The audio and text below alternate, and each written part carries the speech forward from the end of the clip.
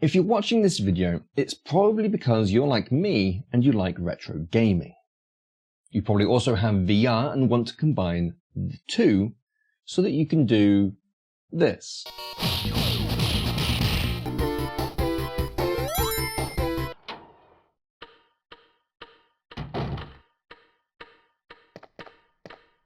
My name's Sam, and in today's video, I'm going to show you exactly how to do that.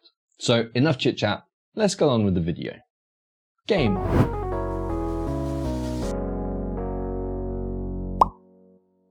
Now, before we begin, let's go over the things you'll need to make this work. You'll need a Quest 3 or 3S. Quest 2 should work, but I've not tested it. A Bluetooth controller. I'm going to be using my PlayStation 5 controller, but any Bluetooth controller should work to connect to your Quest. You'll need a dev account and dev mode enabled. This is free to set up. A computer and a USB cable to connect your Quest to it. And SideQuest using the advanced installer. This again is free. I'm not going to go through how to make a dev account and go into dev mode. Same with how to download and install SideQuest. Purely because A, there are already loads of great tutorials out there covering both of these, which I'll link down in the description below. But this video will already be quite long as it is, and I want to keep it as short as possible for you. So, because the Quest runs on Android, we can essentially install any app that runs on Android onto our headsets. Because of this, we'll be installing two apps, RetroArch and Emulation Station DE Desktop Edition. For those that don't know, and I quote, RetroArch is a front end for emulators, game engines, and media players. Whilst RetroArch is a front end, which means it makes it easier to navigate the software and use it, basically it gives you a pretty user interface. Emulation Station is a lot easier to use, and you can also make it look a lot prettier. Now, Emulation Station for Android isn't free, whereas its Windows, Mac, and Linux versions are.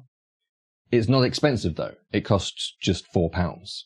If you do want to grab this, you can just sign up to their Patreon, pay, and then cancel your subscription.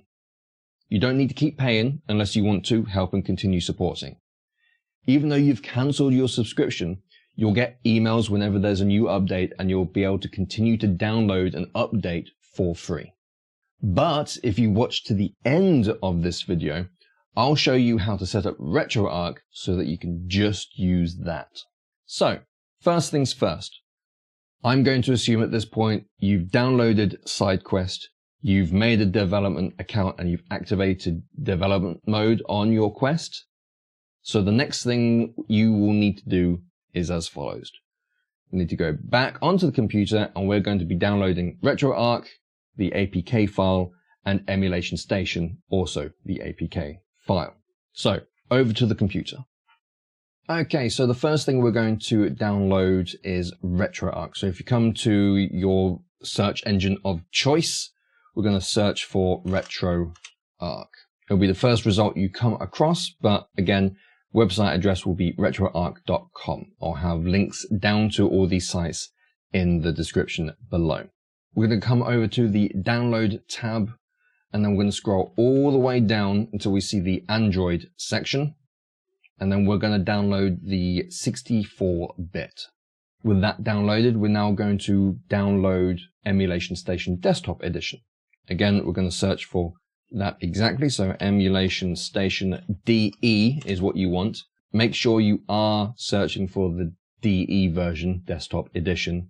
If you just search for Emulation Station, you will find it, but it won't be the first result. There is emulationstation.org, but we want es-de.org, which is Emulation Station Desktop Edition. Again, as previously stated, I'll have links to all of these websites that you need down in the description below. Now that we're here, we want the Android version. Now, there are 3 locations you can get this from, but for our purposes, we can't get it from the Samsung Galaxy Store or the Huawei App Gallery, however you want to pronounce Huawei. I'm probably saying it wrong, but that's how I say it. So we're going to go with the Patreon page. So clicking on here. Once here, this is where you want to sign up and pay for the Patreon membership for Emulation Station Desktop Edition. Doing that will give you access to then the latest version, which is version 3.1.1-39 as of recording this video. Once you've done that and downloaded it, you can then cancel your subscription. And then, as previously stated, for future updates, they will email you that there's been a new update and that here's the link to download it. Even if you've lost that link, they now have a section where you can re-request a self-service tool to resend update emails. So even though I'm no longer subscribed to the Patreon, I can come here, and here is the link that you'd need. I put in my email address and it will send me again the new update or the latest email with that update link in there. So do this, download Emulation Station Desktop Edition as well, and then we're good to go. Now that all of those are downloaded, you need to launch SideQuest, because that's what we're going to now use to sideload these two apps onto our headset. So with SideQuest open, you can see obviously no device is detected because we haven't connected our Quest yet. So now is the time to grab your Quest, grab a USB-C cable and connect your Quest to your PC. Now that I've done that, you can see up here that Oculus Quest 3 has been detected and we've got a nice green icon to say everything is good. If you're seeing that this is yellow, amber or red, try unplugging it and plugging it back in again. Try a different USB port on your computer, or also what works is turning your Quest off and turn it back on again. Your Quest does need to be on for this, by the way. So the next thing we need to do is come over to this box icon with the down arrow to install the APK file from the folder on your computer. So clicking this, we're going to browse to our downloads folder, and here we have RetroArch and Emulation Station Desktop Edition. So we'll start with RetroArch. Down the bottom, you'll see it's installing APK and all tasks are now complete. So that has successfully installed. We're now going to do the same for Emulation Station. So clicking on Emulation Station Desktop Edition APK file, I'm going to go open. At the bottom, we can see it's installing the APK and all tasks are now complete. Success! So with all of that done, we're going to jump into the headset now and actually set things up in there. So now that we are in our headset and in mixed reality, you don't have to be in mixed reality. You can be in this environment if you want. Hi. I'm usually mostly in pass-through mode. So we now want to navigate to where our RetroArch file is. So if we go to your library, come over to unknown sources, we can see Emulation Station Desktop Edition is there. And if we scroll down, there is RetroArch 64. Now, before we proceed, first of all, we need to connect our Bluetooth controller, which I mentioned earlier that you will need. We need to connect your Bluetooth controller to your Quest. Now, in previous recordings with when testing this, whenever I show that screen, for whatever reason, it doesn't actually show up in the video. So I'll explain as much as I can where everything is. So if you come over to your quick settings and you select the Bluetooth option, you're probably not going to see this in the recording, but make sure the first thing at the top, it says Bluetooth. Make sure that is on. Next thing you need to do is grab your Bluetooth controller and turn it on and put it into pairing mode. If you don't know how to put it into pairing mode, look up online how to put your specific controller into pairing mode. For the PlayStation 5 controller, it is hold down the PlayStation button and press. I never remember what these buttons are called. I'm old school. For me, that is start, that is select. But you want to hold down the PlayStation button and this button. Doing so, you hold those down. You'll then start to see it to flash like this. This is now in pairing mode. So what you want to do is, again, you're probably not going to be seeing this in the recording. Scroll down and you'll see two sections. One will say paired devices. One will say other devices. What you want to do whilst it's in pairing mode is to scroll down into other devices and find your controller. I can see here, you probably can't, mine says DualSense wireless controller available, and to the right is a pair button. I simply select the pair button and it will, there we go, it's come up with a prompt saying pair with DualSense wireless controller. I'm selecting pair and it is now connected. So we've now got a constant glow on the PlayStation 5 controller. This is now connected to the Quest and ready to be used. So now that we've got the Bluetooth controller all connected to our Quest, we're going to now go into RetroArch and set that up. So if you go to your library and then over to unknown sources, we're going to scroll down. There's Emulation Station Desktop Edition, but we're going to scroll down to RetroArch. This is what we need to launch first. So selecting this, it's going to pop up and want access to our internal storage or external storage, but it wants access to the headset. So we're going to go yes, we're going to allow permissions, and then boom, we are into RetroArch. It's going to come up and start saving configuration files and stuff like that. You don't need to worry about that. But the reason we have needed to set up the Bluetooth controller already is because if we try and interact with stuff with just our touch controller, it thinks we're touching the screen like it's a touch screen, basically. And it doesn't work very well, purely because this wasn't built to be used inside VR. So we're going to just be using the controller to navigate all of these menus. First thing we need to do, though, is we need to map controls to this controller. It has some, but not all. For example, it doesn't actually have a back button mapped at the moment. So we need to navigate across to the settings. So we're just going to press right, and then we're going to go down to input. And then instead of using X to select, it's actually circle on this. So whatever controller you're using, it's probably the one on the right. We're going to select that. We're going to go into RetroPad binds. So we're going to select that, port 1 controls. Then we're going to go down to set all controls. Now this will pop up. It's going to time out, but it's going to ask us, it's going to go through all the different controls and that we then map to. So that will say D-pad up, then it'll be D-pad down, left, right. So you're just going to go through of what it says and map to your controller. So you can just come through and do this manually if you want, but it's a lot easier sometimes just to do the set all controls and it will just go through all of them for you. So now that we've got all of that set up, the next thing we're going to do is we're going to make this look a bit nicer and easier to navigate. So we're going to go back. So we're going to press now circle on the PlayStation controller anyway, is now the back button like you'd expect, and X is the confirm or enter or use button. So we're going to go back into the main settings menu. We're going to go up to user interface, and then we're going to go up again, which cycles you to the bottom of the menu where we've got menu itself. At the moment, it's using GLUI. We want to change that to XMB. Now you'll notice nothing has changed because we need to now restart RetroArch. So we just press back. So we come back to the main settings menu, go left, then come all the way down to quit, select that, wait for a second because it's just confirming everything in the background, and now it closes. If we open up RetroArch again now, ooh, much nicer. We're going to rescale this so we can actually see what's going on. Some of you might recognize how this looks. Very PlayStation-y.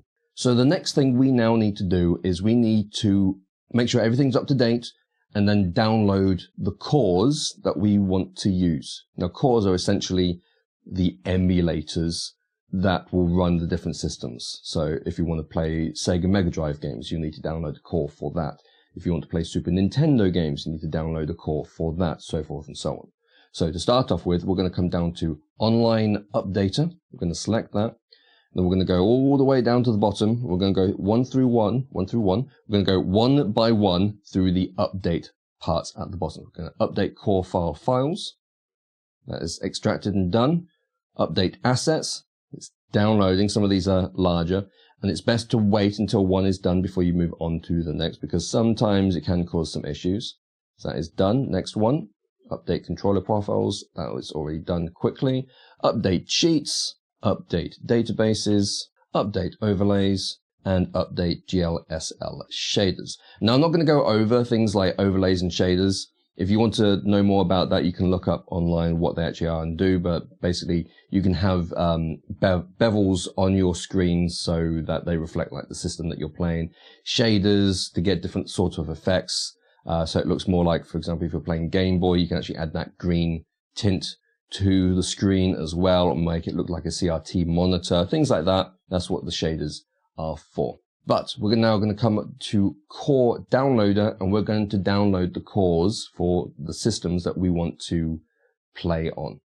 So the ones that I'm going to download are going to be the Sega Mega Drive or Sega Genesis, depends on where you're from, the Super Nintendo, and the PlayStation 1. So you can just press the down button, cycle through every single individual one, or if you want to skip a section, you can just use the right shoulder button to skip down and the left shoulder button to skip back up. Just makes things a bit easier and quicker. So we're going to come down to Sega. Here we go. So the one I recommend is the Genesis Plus GX. So we're going to select that. It's going to download and it is installed. Now we're going to do the Super Nintendo. So we're going to go back up to Nintendo. Here it is. And you'll notice there's quite a lot of different cores for this system.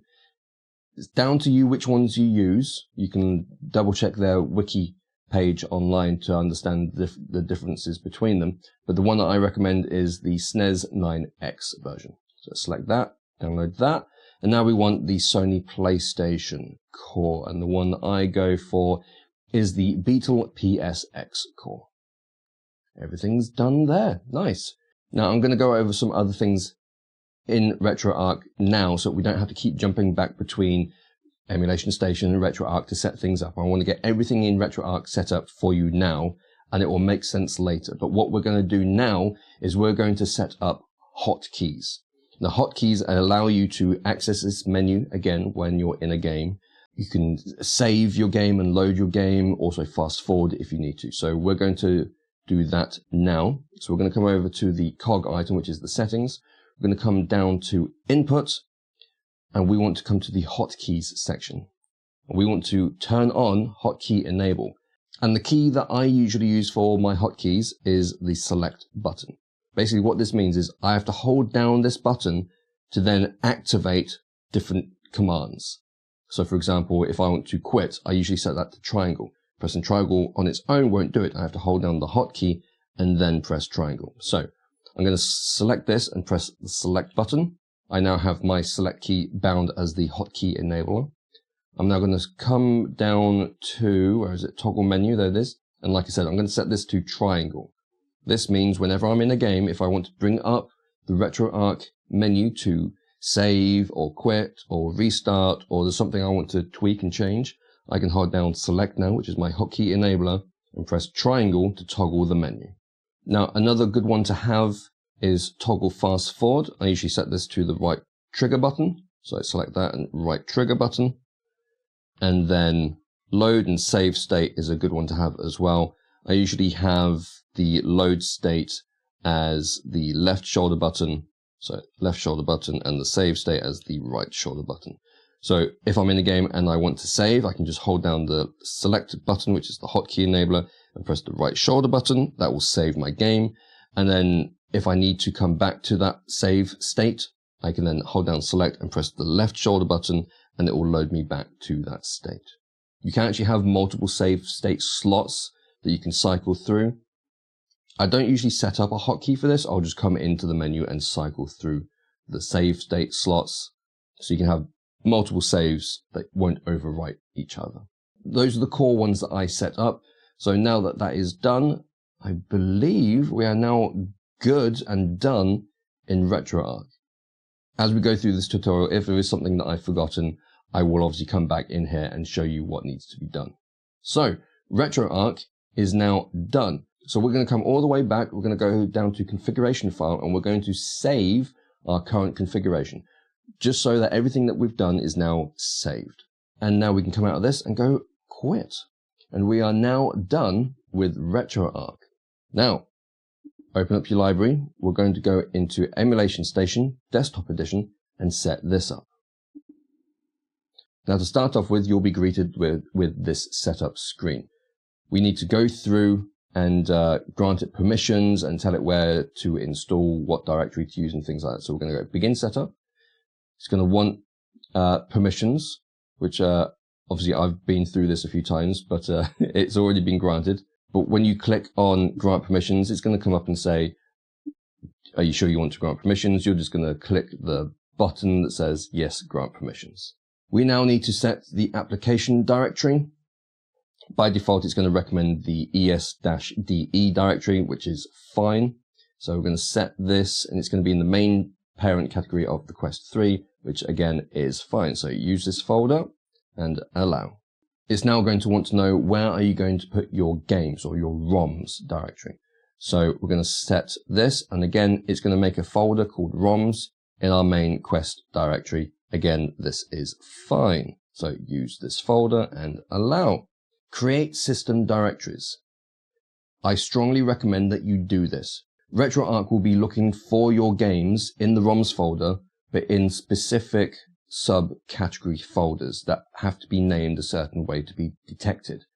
If you don't know what these should be called, you should definitely be allowing this to create your system directories for you. So yeah, create them, and we are done. Understand. Now, welcome to Emulation Station.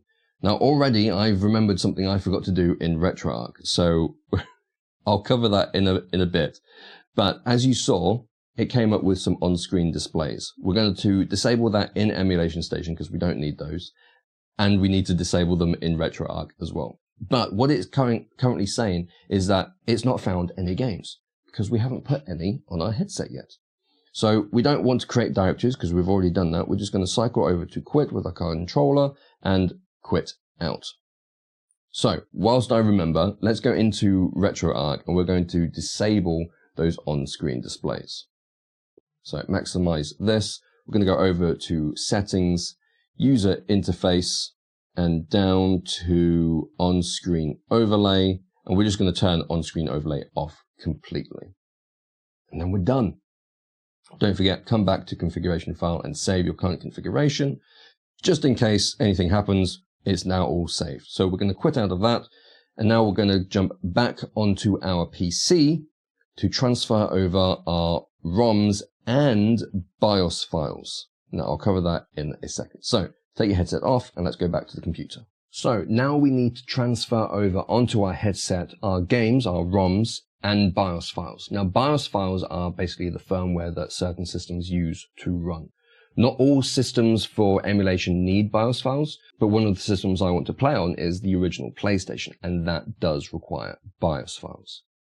Now, I'm not going to tell you where to get ROMs from or BIOS files, and I'm not going to show you, I'm not going to link you to them because they are all copyright protected. You're meant to source these yourself by extracting them from your existing games that you own from your games and your systems. But there are websites out there that have these files for you just to download to.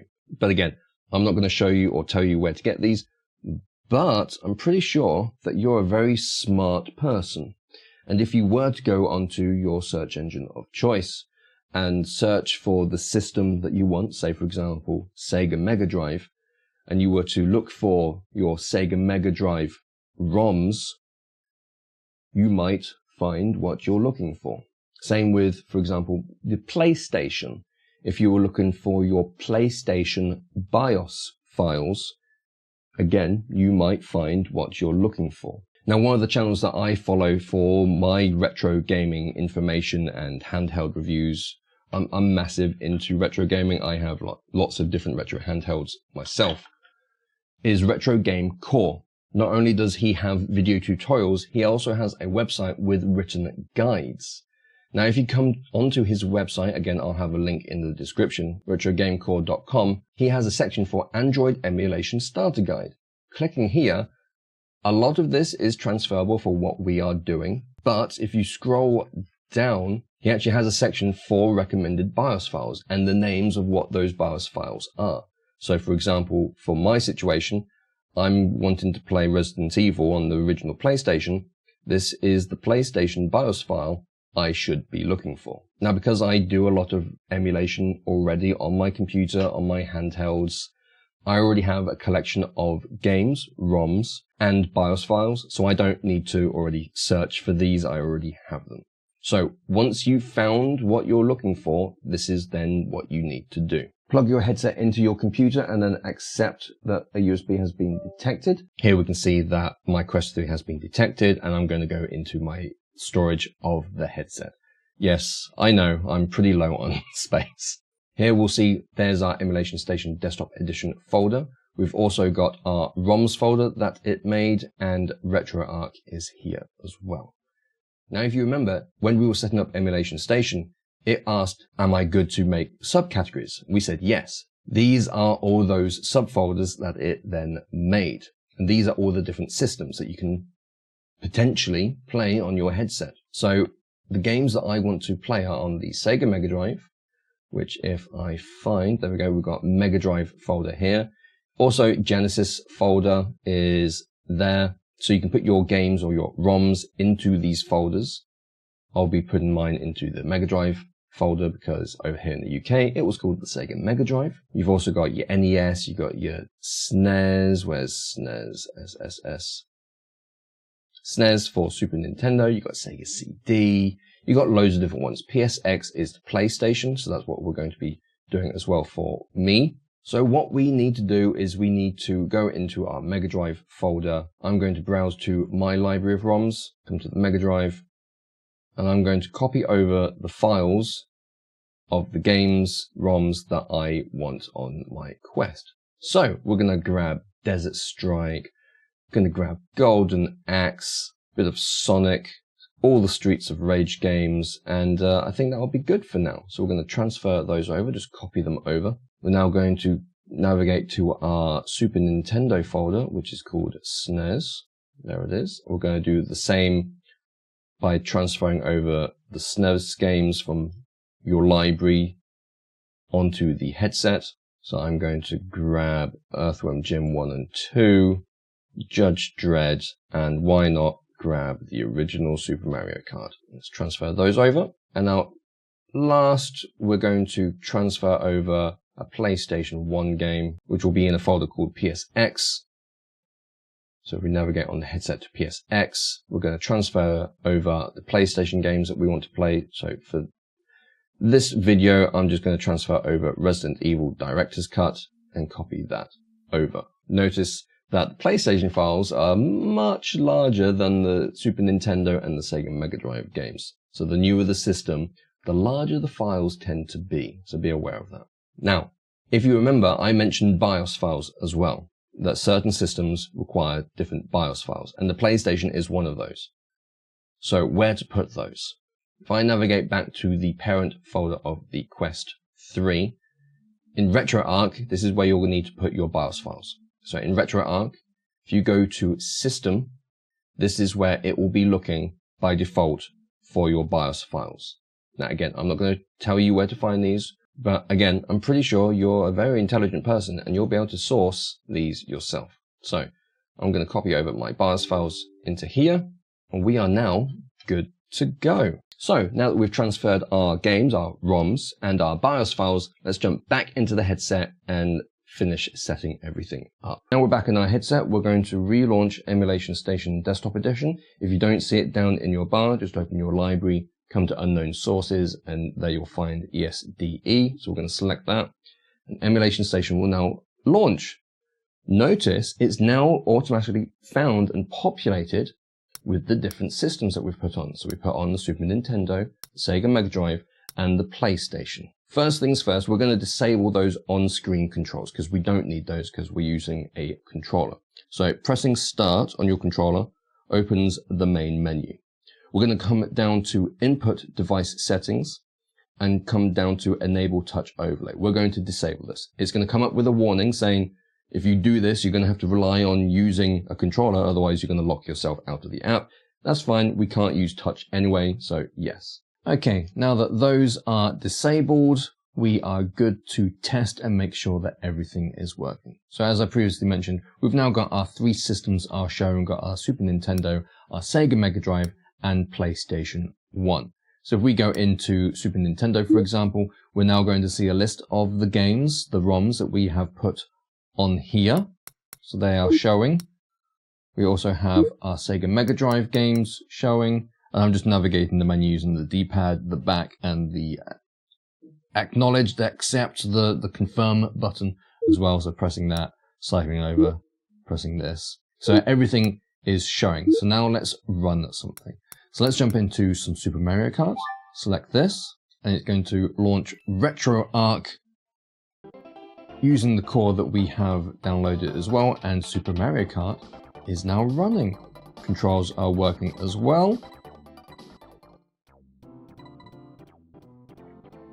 And everything seems good.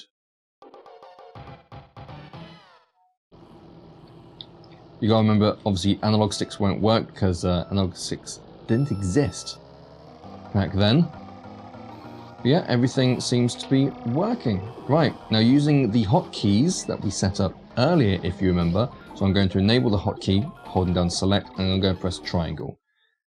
And we can now access RetroArch inside here. So I'm going to come out of this completely. So I'm going to press back and go down to quit. And it takes us back into Emulation Station. Now, instead of having to go back into the main menu and then cycle over to Sega Mega Drive, for example, you can just press right and it'll cycle to the next system that you have. So we're going to do some Streets of Rage 2. Why not? Make sure all of this is working. So that is loading up in RetroArch. It's using the correct core. Skip that. Axel, why not? And we're jumping into Streets of Rage 2 now. Controls are working.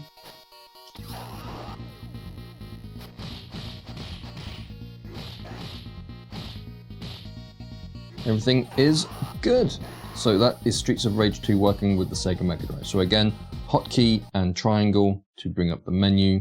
We're going to go back and down to quit. So last one, PlayStation. I'm going to launch this and everything works as it should. It even detected the BIOS file that we put in that location earlier. If we'd have put it in a different location, it would have come up with an error message saying, can't find your BIOS file. And you'd have to go into RetroArch and say, actually, it's not in the default location, it's here. If you do have that situation, I'll show you how to change that. So all of this is working. I can skip by pressing start here. I can also fast forward. If you remember, we set up the fast forward key. So, of course, we're in the main menu now. So if I start a game, I can fast forward a bit through the cinematics. So again, enable the hotkey enabler and we set fast forward to the right trigger button. So we're going to select Chris. And we're going to just fast forward now. You see the fast forward icon appear. You can obviously skip through some bits by pressing the X button. But as you can see, it's now playing faster through the gameplay. So you don't have to sit through everything if you don't want to. Right, let's bring up the RetroArch menu again using the hotkey enabler and triangle.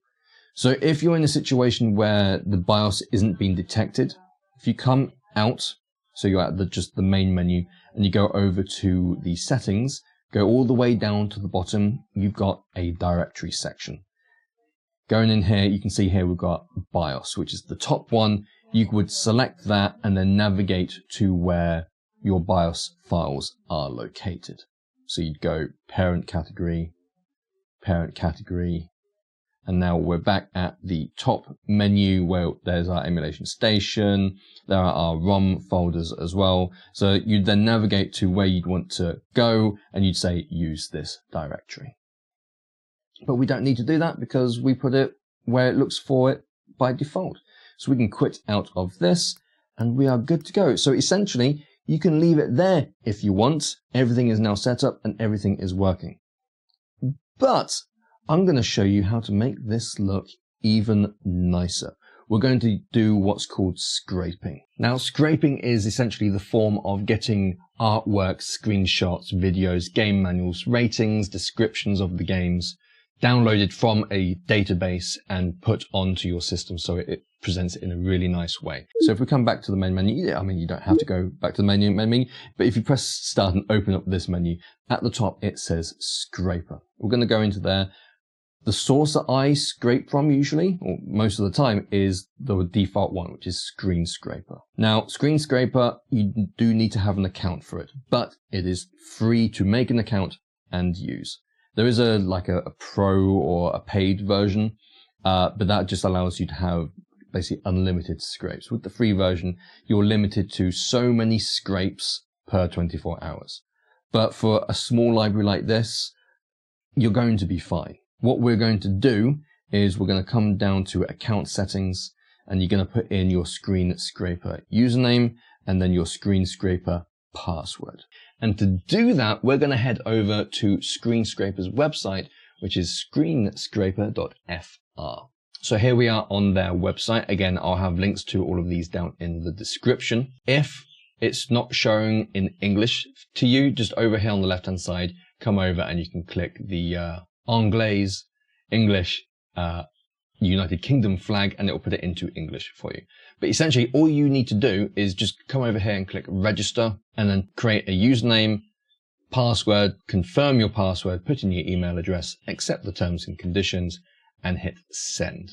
It will then make an account for you and you are good to go. It's really that simple. Just fill in those details and you're good to go. So once you've done that, head back into the headset and we're going to fill out that information. So now that you have a username and a password, we're going to come in here and put in our details. So once you've entered in your username and password, we're going to go, yeah, use this account for Screen Scraper, and we can now go back.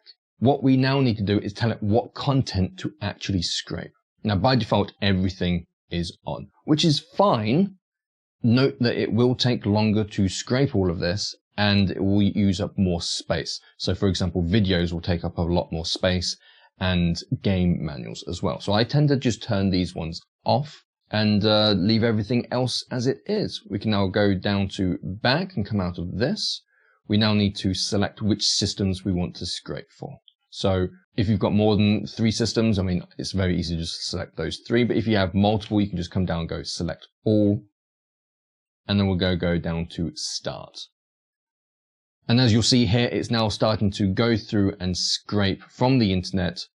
It's found Earthworm Jim for the SNES. It's getting ratings, release date, and all that information, game descriptions, screenshots, everything that we need. So this is going to take a while depending on how many games that you're scraping and how fast your internet is as well. So through the magic of editing, let's skip to the end when all of this is scraped. Okay, and all 11 games have been successfully scraped. If you do have an issue where it's failed to scrape some games, I'm going to show you now what you'll need to do. But now that we've scraped that, look what happens to our games. If we back out of this, now we have information about the game. We've got a nice screenshot, the game box, the cartridge as well for all our different games. There's our Sega Mega Drive games as well, and our PlayStation 1 game. Let's say, for example, I don't know, let's pick a game, say Desert Strike, for example, didn't scrape. If specific games didn't scrape, it's probably because the metadata of that game wasn't something that the database recognizes. If that is the case, on your controller, if you press the select button, it'll bring up a game list option. We're going to come down to edit this game's metadata. In here, you can customize and change all the information that is displayed. But if we go all the way down to scrape at the bottom, if you want to jump groups, use the right shoulder button, like in RetroArch, it's the same sort of controls. We're going to go scrape. It's going to try looking for the game again. If it doesn't find it still, then we're going to go down to refine search. Obviously, it has already found it and we've scraped the information. But you'd go down to refine and you'd remove all the extra information that's on the end, for example, and just search for the actual game name. That's more than likely the situation. And then you'd go to the tick and it would search and hopefully find the game for you. Once you do that, you'd then come out of it, you'd save, and you'd be good to go. Everything would be there and looking nice. But we're going to take it one step further. I'm going to show you about themes. And that is one of the most powerful things about Emulation Station, is that you can completely change the look and feel of Emulation Station with themes. So pressing start and opening the main menu, we're going to come down to UI settings. Now in there we have the theme downloader. Opening this will show you all these different themes that you can download, and they completely change how it all looks and feels as well. And there are loads. And not only do you have these, you have, as you can see at the top left, it says variants. There are 4 variants in this theme, 2 color schemes, 4 aspect ratios are accepted, and there are 2 different font sizes that this theme also supports. So you have a lot of customization. This one has 11 variants to it. One that I often use on different systems and handhelds is the Artbook Next theme. So if you select that, it will download it. I've already got it installed, but that would you'd select it and it will download. So let's download another one as well. Let's download this one. It's quite different. So we're going to select that and it's going to download. And now that it's downloaded, we're going to go back out of this system, but nothing's going to have changed because we haven't now said what theme we want to use. So going down one, we've got theme. You can either just use the left and right arrow to cycle through them, or just select it and then you can select from the list. So again, the one that I mostly use is Artbook Next. So select that and back out of everything, and you'll see that this is now completely changed how it all looks. If we open that up again, go into UI settings, theme, and go to the new one, select that. Completely different as well. So now instead of cycling left and right, we're cycling up and down, and it actually shows you the artwork of the games that you have. So that's a really nice one as well. But I'm a creature of habit. I'm going to go back to my Artbook Next. And that is essentially it. You're all good to go. We've set everything up. We've made it nice and pretty. We've customized it with our own theme that we've chosen from the theme downloader. Job done. Let me know down in the comments below if you've found this helpful, if you're going to be doing this yourself. I'd love to know what is your favorite retro system and your favorite retro game. I'd love to have a discussion about that, so let me know it down in the comments below. But if you remember, I said if you stick around to the end of the video, I'm going to show you how to play your retro games purely with RetroArch. So that's what I'm going to do. So thank you for sticking around. We're going to close Emulation Station because we don't need this anymore. We're going to come down and we're going to go quit, and yes. So if you didn't want to spend the £4 or the $4 on Emulation Station, you've only got RetroArch to use. So again, in our unknown sources, we're going to scroll and navigate to RetroArch. If you have followed along with this video tutorial, you'll have it set up like this. Now all we need to do is come over here to import content, and we're going to use scan directory. And this will basically, we're scanning for our games, our ROMs. So select scan directory, and then we're going to select the top category, which is RetroArch, and then we're going to go parent directory, which will bring us back to the main top category. We're going to scroll down to our ROMs. We're going to select that, and then we're going to say scan this directory. It's going to scan for all our games. It's done it because we only had 11 ROMs. We're now going to back out of all of this, and you'll notice we've now got 3 new icons at the end. One is for the Super Nintendo, one is for the Sega Mega Drive or the Genesis, and one is for the PlayStation. And lo and behold, our games are now listed. So if I was to come over to, say, Sonic the Hedgehog and select that, it's going to go, what do you want to do? We want to run the content. Because this is the first time doing this inside RetroArch, it's going to say, okay, what core should I be using? And because it's Sega Mega Drive or Genesis, we obviously want to select the core that we downloaded for the Sega Mega Drive, and there it is. So we're going to select that. Now we're going to say, okay, now definitely run, because we've told you what core to use. Run, and it's as if we've launched it through Emulation Station. All the hotkeys are the same, so if we want to jump back to that menu, we hold down the hotkey enabler and press triangle, and that is essentially it.